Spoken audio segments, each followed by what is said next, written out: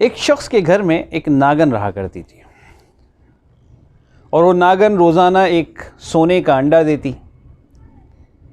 घर वाले और घर का मालिक बहुत खुश था कि रोज़ाना सोने का एक अंडा मिल रहा है। एक दिन उस नागन ने उस मालिक की बकरी को डस लिया। घर वाले बड़े परेशान हुए, लेकिन घर के मालिक ने कहा, भाई ये बहुत छोटा सा नुकसान है, एक बकरी ही तो गई है, लेकिन ये तो देखो रोज़ाना सोने का एक अंडा आता है। मामला चलता रहा। कुछ अरसे के बाद उस नागन ने उस मालिक के बैल को डस लिया। अब घर वालों को तशवीश हुई, लेकिन मालिक ने फिर कहा, भाई बैल है, बैल का नुकसान इतना ज़्यादा थोड़ी है, सोने का अंडा ज़्यादा कीमती है, एक सोने के अंडे में तो कई बैल आ जाते हैं, ठीक है कोई मसला नहीं। इस तरह मामला चलता रहा और एक दिन उस नागन ने उसके ग़ुलाम को डस लिया। अब तो घर वाले बड़ा परेशान हुए कि भाई अब ये इंसानों को डसने लगी है ये नागन।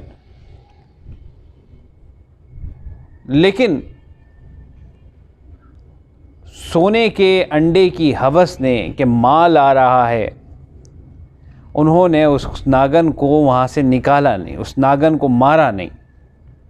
यहाँ तक कि कुछ अरसे के बाद उस नागन ने उनके बेटे को डस लिया। अब तो बहुत तशवीश हुई, डंडा लेकर दौड़े भागे कि आज इस नागन को नहीं छोड़ेंगे।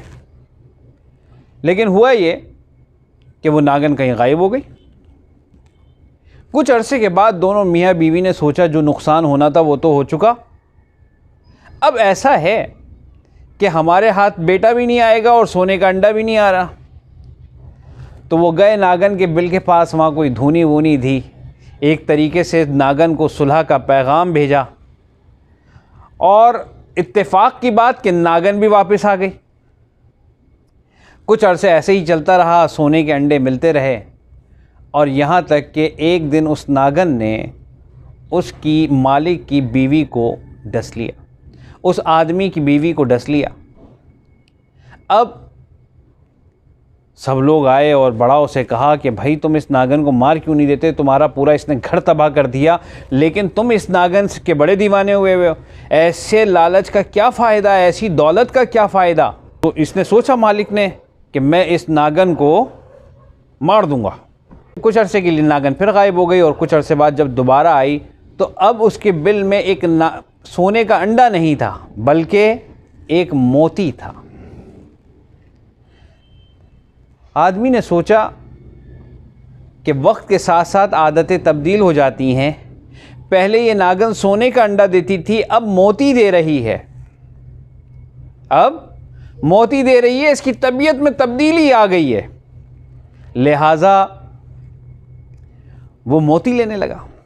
और एक दिन उस नागन ने उस आदमी को भी डस लिया। अब वो शख्स मर रहा था और कह रहा था, ये दौलत जो मैंने जमा की किस काम की। अजीज़ दोस्तों, इसी तरह से एक लिबरलिज़म की नागन है जो हमें डस रही है। किस तरह डस रही है? जैसे बाज़ लोगों को कहते हुए आपने सुना होगा कि इस्लाम में दाढ़ी है, दाढ़ी में इस्लाम थोड़ी है, इस्लाम में हिजाब है, हिजाब में इस्लाम थोड़ी है। मुख्तलिफ इस तरह की बातें की जाती हैं।